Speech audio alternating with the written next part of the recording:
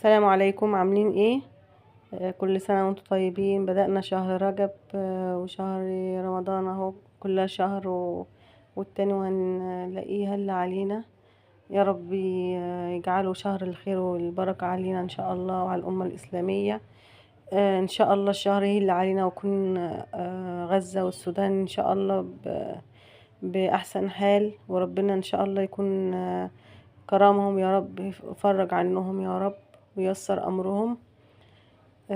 ندعي كتير بقى يا جماعة في الأيام دي أيام كلها قبول دعوات، وإن شاء الله تيسير للأمور، وربنا يا رب اللي محتاج حاجة يوفقه فيها، واللي ليه دعوة لا ترد إن شاء الله يا رب في هذه الأشهر الكريمة.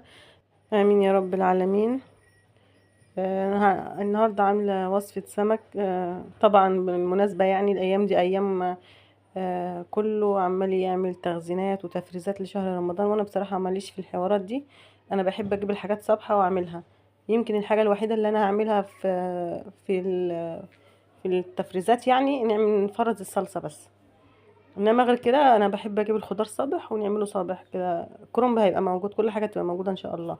اول حاجة في السمك دي التتبيلة بتاعته: فلفل، تشكيلة فلفل زي ما انت بتحبي، وشوية توم، وتوابل بقى كزبرة وكمون وملح وبس، مفيش فلفل اسمر في السمك. وانا ضربتهم في الكبة، خلطتهم كده ايه ناعم زي ما حضرتك شايفة. وهنا عصير 4 ليمونات او 5، طبعا السمك بيحب الليمون قوي. وشوية نص كوباية خل او ربع كوباية خل، نص كوباية زيت. طبعا يا جماعة التتبيلة دي كانت رائعة، جميلة جميلة. انا كنت حاسة ان انا عايزة اسيب السمك واقعد اغمزها والله. كانت خطيرة او طعمها تحفة. و... وبصي في السمك ممكن تحيقيها شوية، يعني تخلي الملح زايد سنة عشان السمك نفسه يبقى مظبوط. لان هي لو دلعة فالسمك هيبقى دلع خالص، لو مظبوط السمك برضه هيبقى دلع. عايزة تبقى عالية عالية في الحياء سنة. وننزل عليها بقى بالخضار اللي انا مقطعه ده: جزر مبشور وخيار وطماطم وبصل وفلفل. لو بتحبي الحراق حطي فلفل حراق، لو مفيش اطفال بقى. انا هنا تملي بعمل حاجات مش حراقه عشان الاطفال. ونقلب بقى الخلطه دي عامله زي السلطه. والله والله انا كنت عايزه اغمزها يا رخرة، ما بعملش السمك اصلا. كان طعمها جميل. التتبيله الخل والليمون والثوم والحاجات دي. وشوفوا الشكل، اصلا شكلها باين والله ان هي جميله. طبعا ده انا هحشي بس السمك من جوه وارصها في الصاج كده. يا جماعه الصاج والله مش مفيهوش حاجه، دي حاجات لازقه مش راضيه تتشال، انما هو شغال وتمام مفيهوش اي مشكله. انا بحشيها كده بالحشوه قدامك، وهحطها في الصاج وفي الفرن، ويعني مشغله كمان الشوايه معاها. وتاخد وش وتبقى جميله. لو هو استوى السمك وحسيت ان فيه، طبعا الخضار ده هينزل ميه، خلي بس الفرن على العالي. ولو برضو لسه فيه ميه شويه او سوائل فانت ممكن تنقلي على يعني البوتاجاز فتنشف بسرعه اكتر، يعني عشان بس الميه هتطول في الفرن شويه.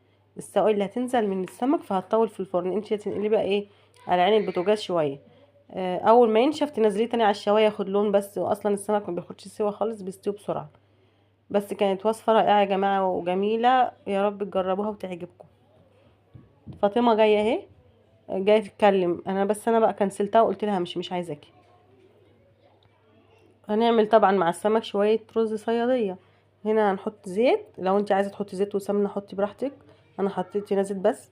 بصلتين مفرومين، ونقلبهم ياخدوا اللون. كل ما ياخدوا لون يعني لونهم يغمق، كل ما الرز يبقى لونه غامق. فانت شوفي انت عايزاه يوصلي لدرجه ايه وحمريهم. يعني انا هطش مثلا اهو اللي احط الرز كده، فلونه هيبقى رايق شويه. لو انت عايزه الرز اغمق شويه فسيبيه يتحمر شويه عن كده. دي اذواق يعني.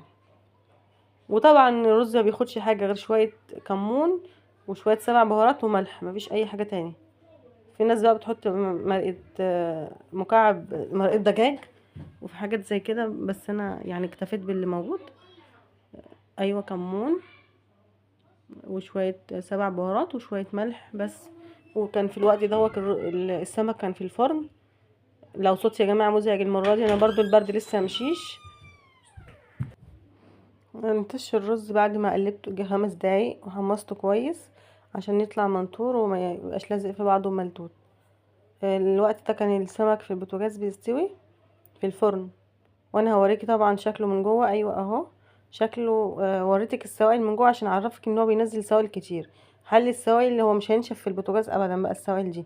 ليه؟ لان العين من فوق بتبقى اسرع. انا حطيته على العين من فوق نشف زي ما انا قلت لك، ورجعت رجعته تاني على الشوايه واحمر وخد لون جميل. وانا اصلا كنت برضو رشه عليه رشه زيت من فوق عشان الزيت طبعا بيديله لون اسرع واحلى من غير ما تكوني مش رشه. يعني انا بعد ما حطيت الزيت في التتبيله برضو رشيت من فوق زيت. واجمل حاجه يا جماعه في الوصفه دي ان اصلا انا طبعا ما عملتش جنبها سلطه، لان الخضار كله اللي جوه السمك هتخرجيه وهتحطيه على الرز وهتاكلي بيه. فهو اصلا سلطه مش محتاج كمان تعملي سلطه تاني. بس هو كان كده الاكل وما كانش فيه. ممكن بقى سلطه الطحينه لو بتحبيها جنب السمك، جرجير، دي حاجات عاديه. انما سلطه خضراء لا، هو كان جواه خضار كفايه فما تعمليش جنبها سلطه. لو في اي مشكله في الفيديو مش عاجباك قوليلي. ولو عجبك الفيديو ما تنسيش تعملي لايك والاشتراك. والسلام عليكم ورحمه الله وبركاته. مع السلامه.